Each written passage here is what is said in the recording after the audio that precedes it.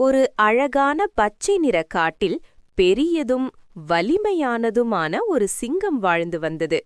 அந்த சிங்கம் மிகவும் பலசாலியாக இருந்தாலும் அதன் மனம் மிகவும் மென்மையானதும் நல்லதுமாக இருந்தது. ஒரு நாள் அந்த சிங்கம் ஒரு பெரிய மரத்தடியில் சோர்வாக படுத்து ஆழ்ந்த தூக்கத்திலிருந்தது.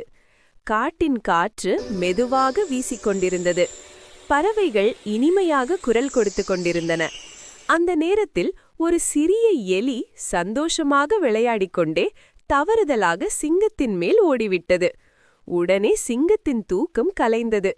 அது கண் விழித்து எலியை பிடித்தது. அந்த சிறிய எலி மிகவும் பயந்தது. ஆனால் சிங்கம் சிறிது நேரம் யோசித்தது. தன் நல்ல மனத்தால் அந்த எலியை விட்டுவிட முடிவு செய்தது. ஒரு நாள் சிங்கம் காட்டில் நடந்து சென்றபோது வேட்டையாடிகளின் வலையில் சிக்கிக் கொண்டது. எவ்வளவு முயன்றாலும் அந்த வலையிலிருந்து வெளியே வர முடியவில்லை. அந்த நேரத்தில் எலி சிங்கத்தை பார்த்தது. உடனே உதவ முனைந்தது. தன் கூர்மையான பற்களால் வலையை மெதுவாக கடித்து கடித்து அறுத்துவிட்டது. சிங்கம் விடுதலை பெற்றது. அதன் முகத்தில் மகிழ்ச்சி மலர்ந்தது. அப்போதுதான் சிங்கத்திற்கு ஒரு முக்கியமான விஷயம் புரிந்தது. சிறியவர் பெரியவர் என்ற வேறுபாடு இல்லை.